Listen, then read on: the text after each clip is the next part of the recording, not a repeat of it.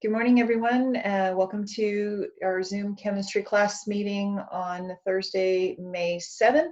And today we are going to continue to build on what we did on Tuesday in our Zoom meeting, and that is with writing chemical equations from the word equation and then balancing them. So I asked you all to have your textbooks handy, and we are looking at page 283 of the textbook, and there's a graphic organizer up at the top that is looks somewhat confusing, so let's walk our way through it.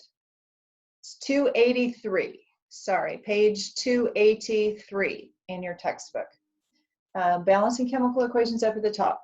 The first thing that you're going to do, it says write the skeleton equation. So from the word equation, which for instance, the first one that we're going to do is that iron solid reacts with oxygen gas to form iron 3 oxide. So that would be the word equation. To write the skeleton equation, you're going to convert the names of those chemical compounds into formulas, reactants on the left-hand side and products on the right.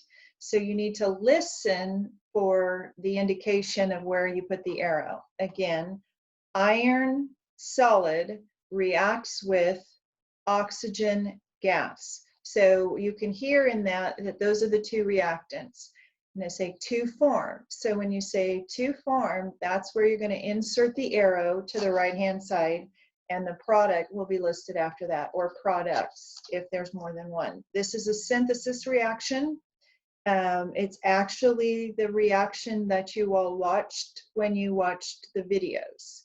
So the product formed is iron 3 oxide. I'm hoping you're writing these down, because I'm going to put you into breakout rooms and I'm going to have you work together in your groups to write the chemical equation. And then once you've written the skeleton equation, with the reactants on the left-hand side and the products on the right-hand side, according to the graphic organizer on page 283, then you're going to count the atoms of the reactants and the products and adjust the coefficients. Keep in mind that the only way that you can change the proportion of atoms of reactants to atoms of products is by adjusting the coefficients, the numbers that go in front. Because once you have correctly written the chemical formulas for the compounds, you're not allowed to change the subscripts, because that would change the identity of the compound. So you're going to adjust the coefficient, and you make sure that the total number of atoms of each element on the side of the reactants and the side of the products balances. And then if it just happens that you did that multiple times, sometimes what you'll find is if you look at all the coefficients at the end, you'll realize that maybe they're all divisible by 2. And so then you're going to reduce them to the lowest whole number ratio, and then you have written a correctly balanced chemical equation. So you do that last check. So here we go again. Make sure you're writing it down. Iron solid is going to react with oxygen gas, sprinkle, to form iron 3 oxide solid. So I'm going to assign you all to breakout rooms, and within your breakout rooms, there's 42 participants, so let's do 11 rooms.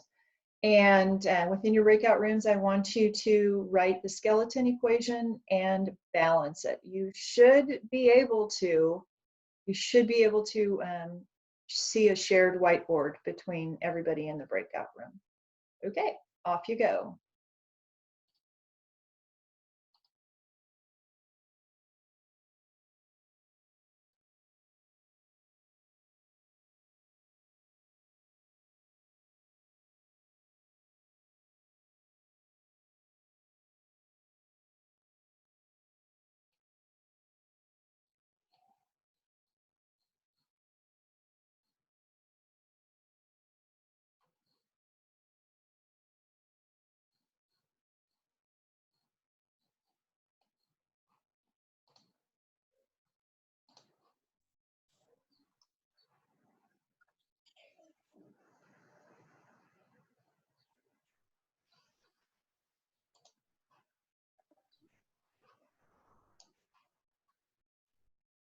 I don't hear anybody talking in this room.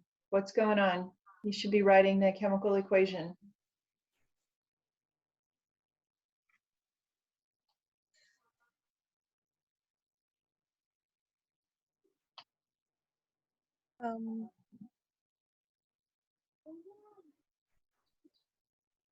Wasn't this homework?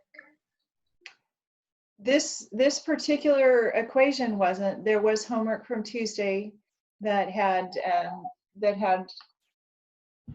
Yeah, we were supposed to do like 4 through 6, and I already did it. yeah, but this isn't the homework. This is a different equation. Oh. Yeah, iron reacts with oxygen to form iron 3 oxide. Oh wait, oxide? Iron 3 Oh, oxide. it sounded so similar to question 4. I was just a bit confused.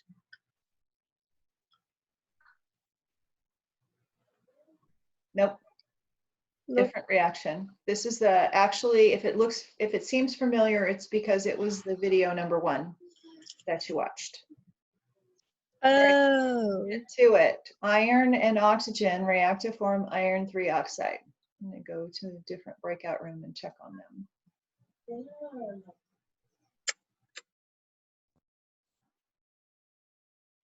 Okay, so I don't see how you guys can be solving this problem when you're all muted. What are we supposed to do? It was just on a weird screen for me.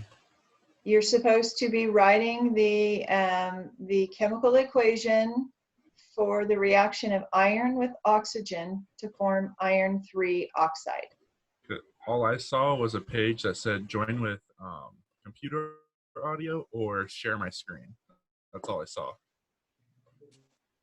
You mean you didn't hear anything I said? I heard that you said that we had to write the equation and everything, but Okay, that's what you need to do. Iron plus oxygen forms iron 3 oxide.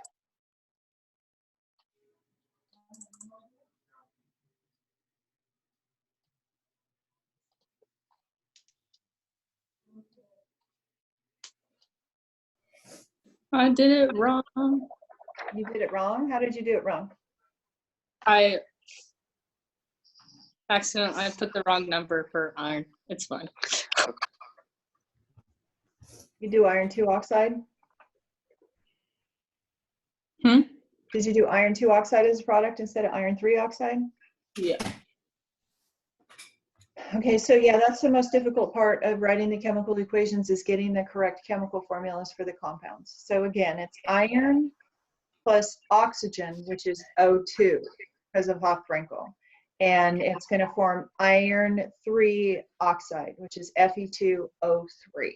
So go balance out. I'm going to go check on somebody else.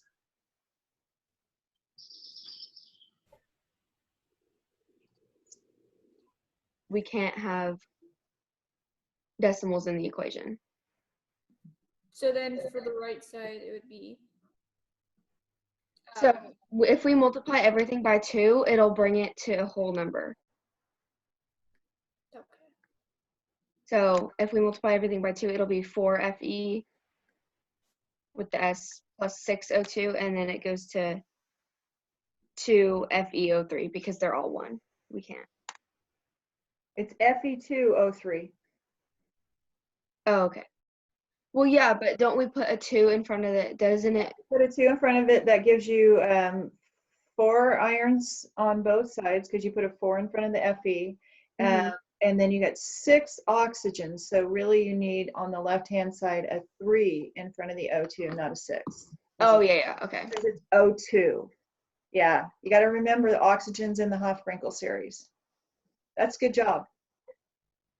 You guys are doing so much better than the other groups right now. All right, what'd y'all get? We're a little confused about this problem in particular. The trick to writing the correct chemical equation is making sure that you have the compounds that are reacting written down properly. So it was iron. Did you write it as Fe? Yeah.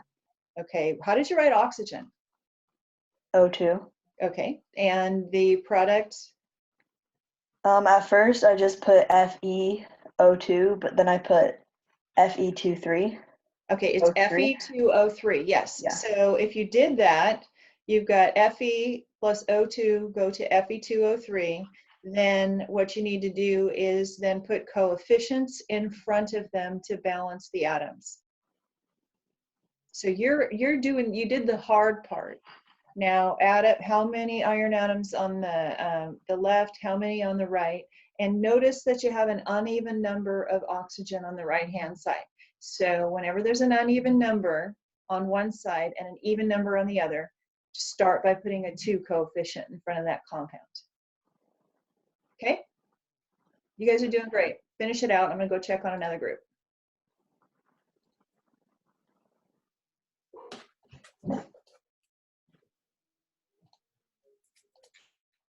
How's it going in here, group? Hi. Oh, wait, are you in our group? I am now. I just joined. I can Cool. jump in and out. I haven't I been was here like, the whole what time. is happening? Not good. No, it's great. It's great. No, I'm saying not good as in like, we don't know what we're doing. Oh, okay. So, So go ahead, Joseph. we were just supposed to put iron and oxygen together and then in a formula and see what they make. Well, I told you what they make. I said iron, which you wrote as Fe, Oxide. plus iron plus oxygen. How did you write oxygen on the left-hand side? An O and a 3. Okay, it's O2. O2. O2, because oxygen's in the Hofbrinkel series. Uh-huh. So when oxygen occurs naturally as an element, it always is O2. Okay. So it's Fe plus O2, and then arrow reacts to form iron 2 oxide. I'm sorry, iron 3 oxide, my bad, which is, how do you write the chemical formula for iron 3 oxide?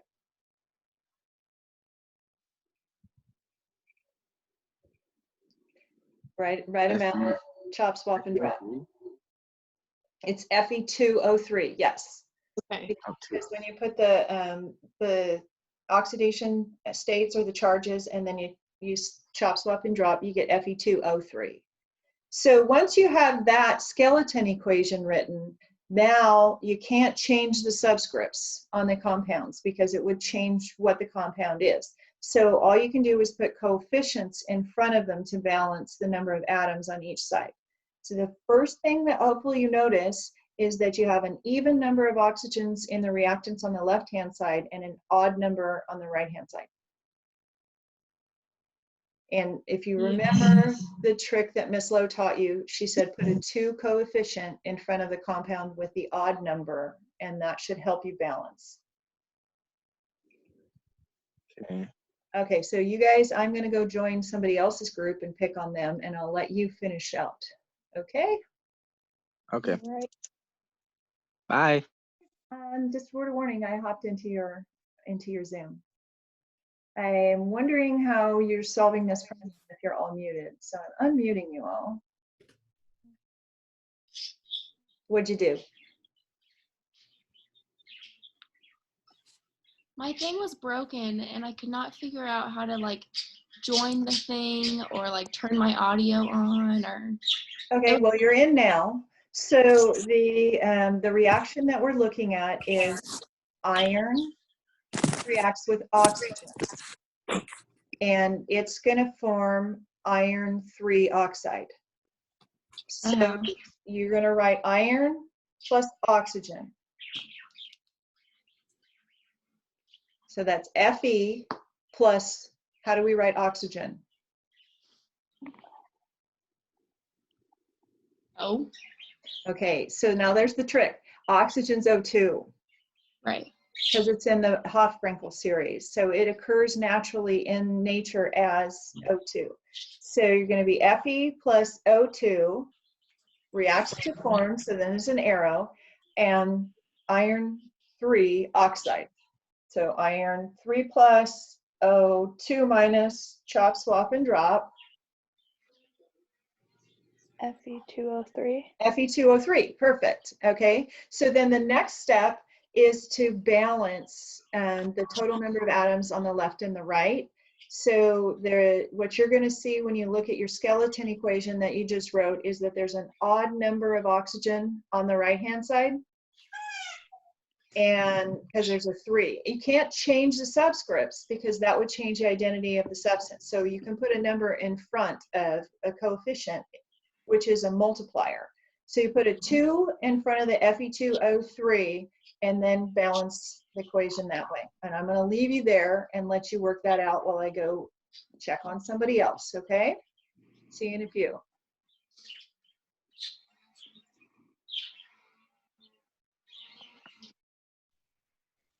Hey, I'm in your Zoom now, just word of warning. What you guys come up with? Hi. Fe3 plus O2 minus.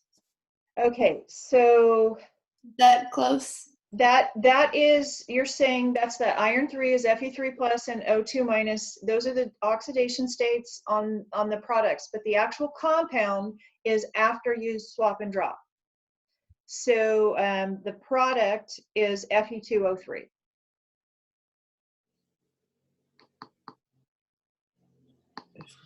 Right? Yep. Yeah. Okay. So on the left-hand side, you wrote Fe plus, and how did you write oxygen?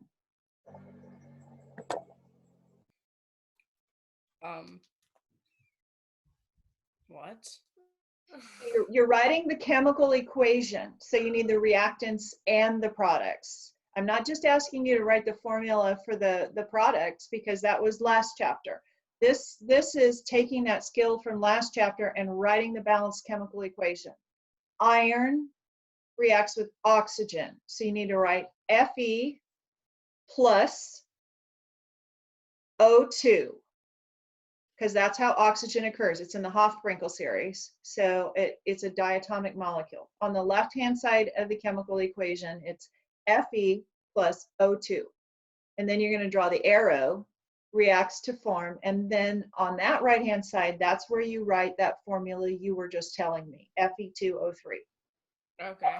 Now, once you've done that, you can't change any of the subscripts on those compounds because it would change what they are. So what you can change is the coefficients in front of.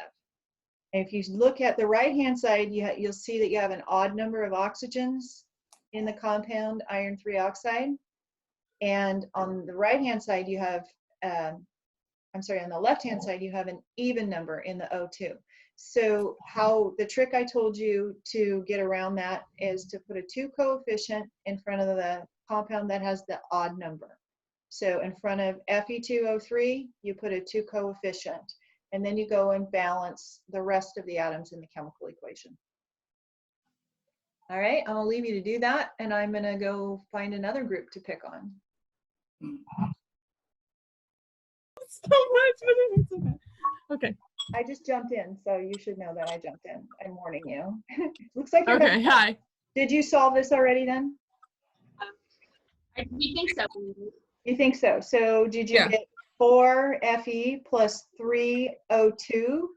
No. Okay, so did you write oxygen by itself?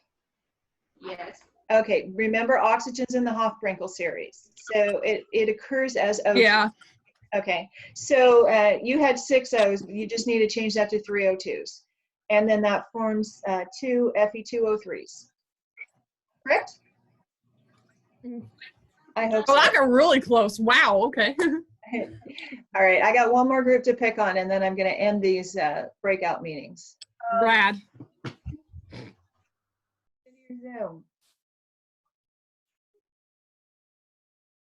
How can there be any solving going on where everybody is muted? Oh, I unmuted you all.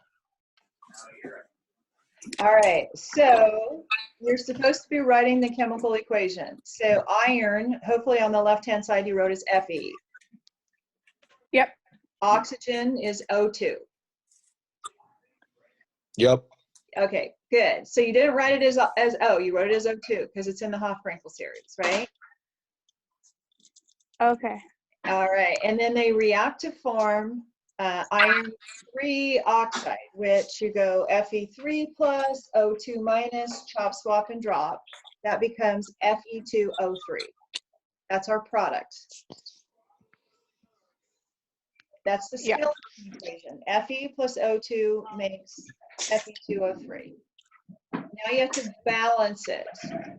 And you're not allowed to change the subscripts on any of the compounds that you've already written because that would change what it is. So you can only put coefficients in front of it, which means that you can put a 2 on the right-hand side in front of Fe2O3 to make that oxygen 6, which is an even number. We need it to be a multiple of 2 because it's O2 on the left-hand side. So your coefficients are 4, 3, 2. And I am going to bounce out and break all the breakout rooms, and we'll talk all together. Okay.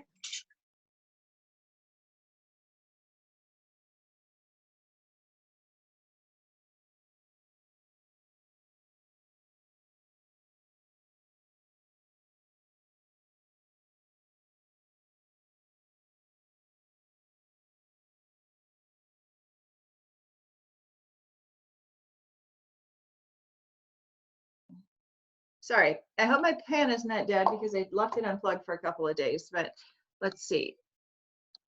Oh, good. All right, so what we learned is from the words that Miss Lowe told us, we have to turn those into chemical formulas or chemical symbols for the elements or compounds that are participating. So iron is Fe, and it's a solid, so I could go ahead and write that little notation down there. It's going to react with oxygen gas.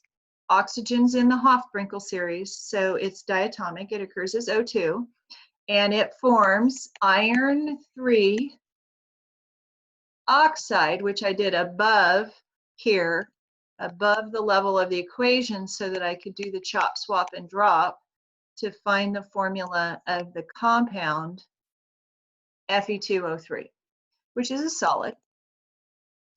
And now in order to balance this skeleton equation that I've written, I have to make sure that the total number of atoms of each element on both sides are equal. Since O2 on the left-hand side is a multiple of 2, and I have an odd number of oxygens in the right-hand side in the compound iron 3 oxide, I need to put a 2 coefficient in front of the iron 3 oxide. You're not allowed to change the subscripts because that changes the identity of the compound. It would be great, but it's cheating and it gives you the incorrect chemical equation. So when we now multiply through on the right-hand side, we see that we have 6 oxygens. So I'm going to put a 3 coefficient on the left-hand side in front of O2 to balance the oxygens. On the right-hand side, we now have 4 irons. So I'm going to put a 4 coefficient in front of the iron, and voila, balanced chemical equation. Okay, so clear all my drawings. This time around, I am going to write the words down for you. Okay, so copper 2 carbonate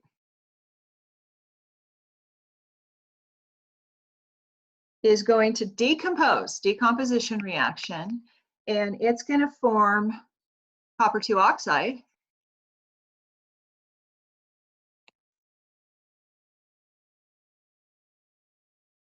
And carbon dioxide. Get out of my way. There we go.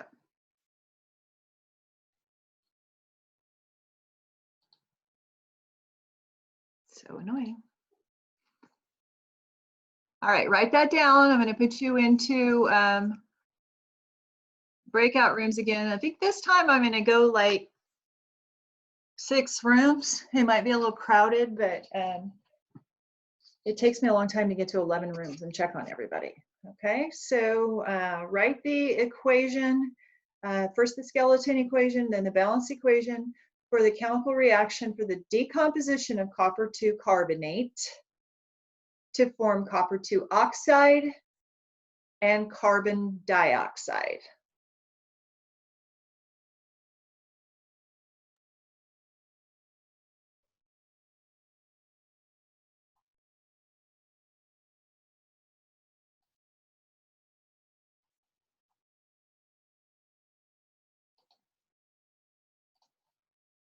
Off you go.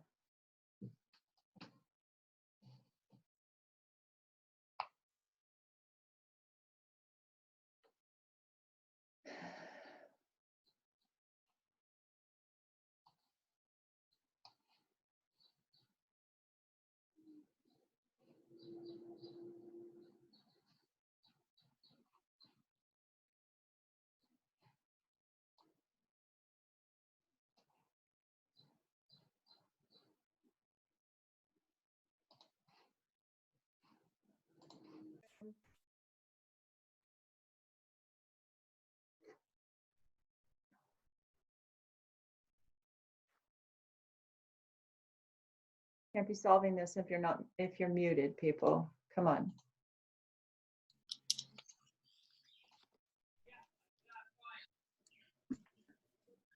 Okay.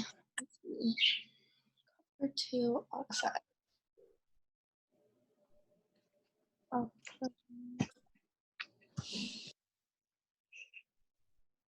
Nina, what's the formula for copper 2 carbonate? Cu2. E. It's Cu2 is the copper 2. Yeah. Carbonate is CO3 2 minus. So when you chop, swap, and drop, the 2's cancel. Yeah. So that becomes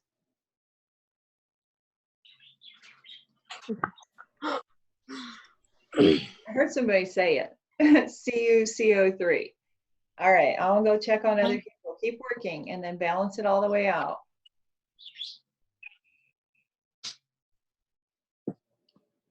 Greetings. So did you guys get CuCO3 for copper 2 carbonate? Yeah. All right, and what'd you get for copper 2 oxide? CuO. All right, good. You're in good shape. I'm gonna go check on somebody who needs my help. Balance it. Hey, why are you all muted? How can you be working together if you're all muted?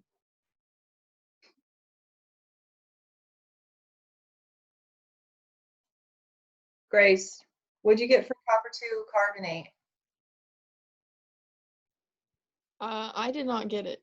Okay, so if it's copper 2, you write Cu2 plus, Mm-hmm. and then you look up carbonate on your table of polyatomic ions, Yeah. and that's CO3 2 minus. Yes. Chop, swap, and drop.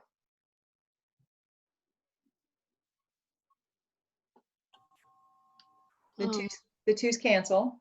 Yes. So,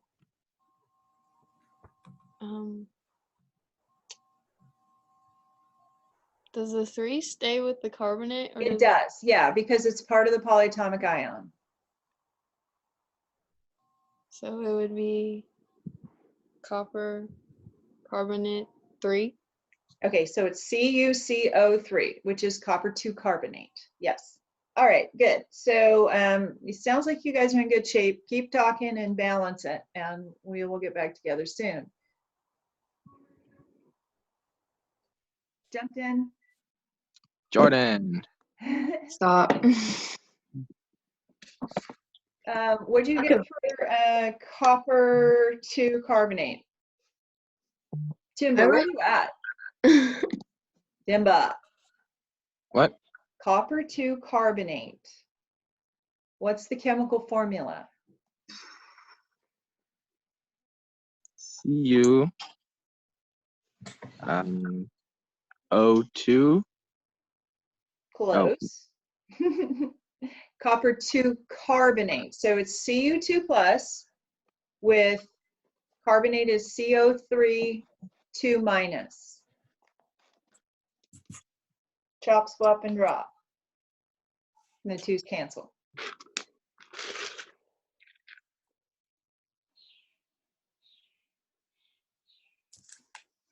Help him out, guys. I'm gonna go check on another room, get that equation balanced, and we are gonna break shortly, okay? Okay. Thank you. Check on you guys already?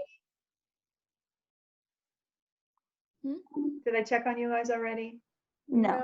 Did you get CuCO3 for copper 2 carbonate? Okay, you're fine. I'll go check on the last group and then we're gonna break shortly. Get it all balanced. You're ready to come back together. Oh, wait.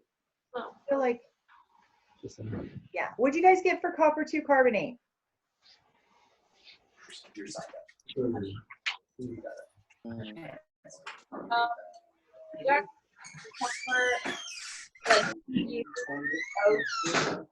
got CuCO3. Is that what I heard? Okay. And then for copper 2 oxide, CuO? All right. I think you're good to go. Then hopefully you have it all balanced. I'm closing the rooms. So get ready to Wait. come together. Is it CuO or CuO2? CuO, because it's copper 2, Okay. Cu2 plus, and oxide is 2 minus, so the 2's cancel when you chop, swap, and drop. Okay.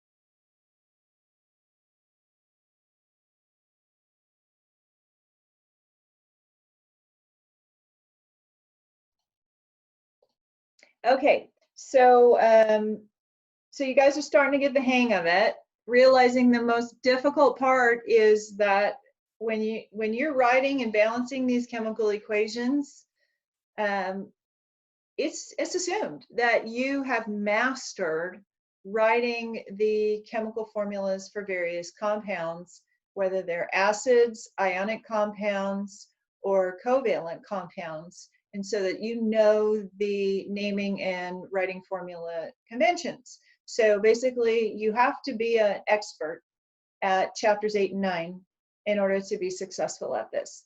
I'm going to share my screen again here, and let's go take a look. You said, I told you it was copper 2 carbonate. Okay, so copper 2 ion is Cu2 plus, carbonate ion is CO3 2 minus. And if I chop, swap, and drop, the 2's cancel, so I'm not going to bring them down. But of course, the 3 stays with the oxygen because it's part of the formula of the polyatomic ion. Okay. We said that it is going to decompose, excuse me, so there's only one reactant, and it's going to decompose, so we're going to draw an arrow. It's going to form carbon dioxide and copper 2 oxide. So now I could have done that again up here with the oxidation numbers or the charges on the different ions and chop, swap, and drop. And therefore, we've written the skeleton equation, but that doesn't tell us what the proportions are in the reaction, because if we look at, well, maybe it does. Actually, this one's balanced, isn't it? So we got 1 copper, 3 oxygens, 3 oxygens, 1 carbon. Brilliant. So the coefficients are actually 1, 1, and 1. Awesome.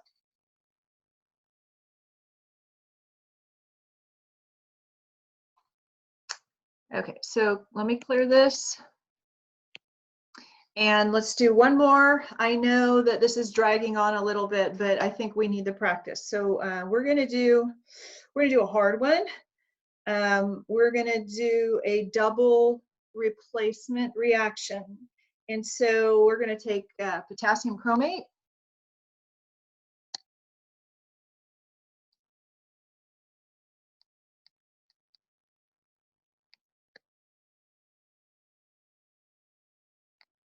And we are going to react it with silver nitrate.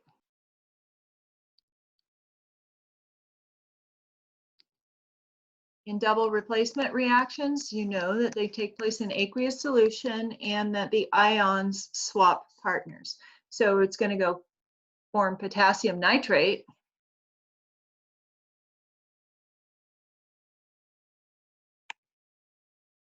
Which is still going to be dissolved. And a precipitate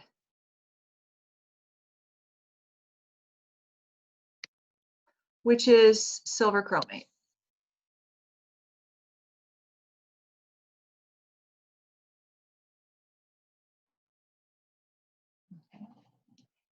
The silver chromate has to precipitate out of the solution. Otherwise, if I took these two dissolved solutions and I mixed them together and everything stayed dissolved, all I have made is, I said before, Kool-Aid, Gatorade, soup. You know, unless we see an actual precipitate or a compound leaving as a gas or water, the reaction won't proceed in the forward direction. Potassium compounds are notoriously soluble in water. Nitrate compounds are notoriously soluble in water.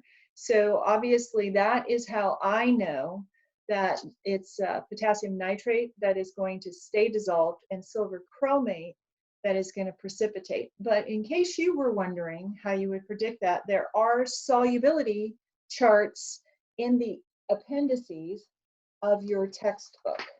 And so if you want to look at them, it'll tell you if it's insoluble, if it's slightly soluble, and so on. And the solubilities would be probably in the tables. Appendix C, I'm guessing. Ionization product, yep, and there it is. It's C10, page 920. So if it asks you to predict whether or not the reaction will proceed in the forward direction, you would go, and what you do is you go over, you go down to the cation, go down the left-hand side of the cation and over to the right to the anion, and you look at the solubility. So for example, I'm looking at silver and chromate, and I go over to silver and chromate, and it says it's partially soluble, so I could predict that that reaction would occur. Okay. All right, off you go, breaking you up into groups and sending you out again to write one last chemical equation.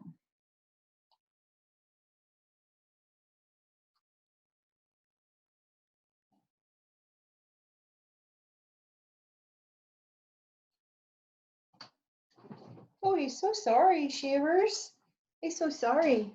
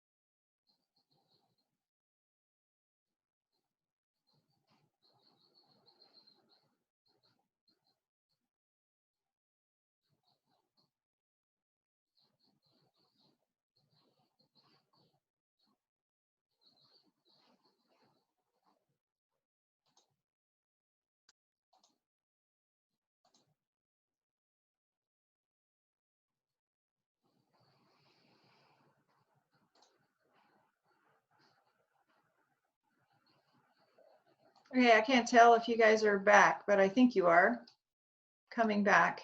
So what you'll see is that I'm still sharing my whiteboard with you, and I have written this skeleton equation for the reaction. Potassium chromate is K2CrO4 because potassium's +1 and chromate CrO4 2-.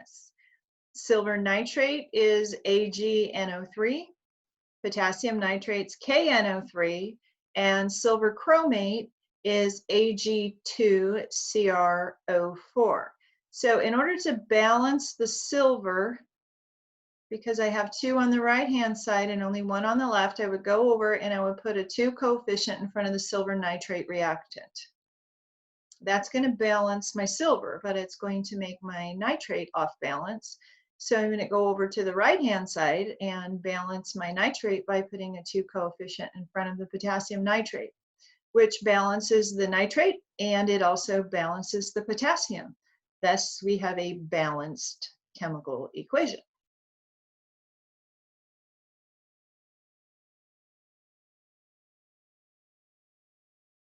One thing that I hope that you noted from doing this balancing with double replacement reactions or even single replacement reactions is that it's easier actually to think of the whole ion, nitrate or chromate, as a whole ion going together, because they do go as whole units rather than trying to balance oxygen independently.